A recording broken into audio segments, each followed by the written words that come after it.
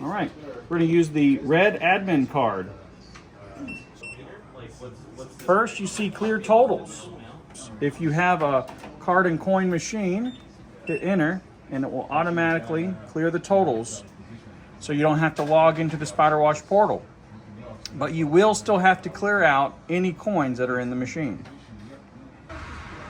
All right, as you can see, it says check for firmware updates. There's a few options here. There's an EMV reader update that you can do. There's also a system update. You can also refresh the profile. This is a quick way to restart the machine and get profile acquired. Now, other options, you'll notice here, there's another options. This is for future updates. Right now, there are no other options, but as they come about, we will let our customers know.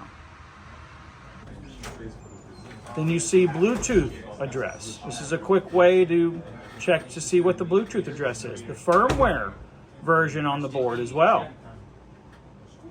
And then it goes back to VIN price.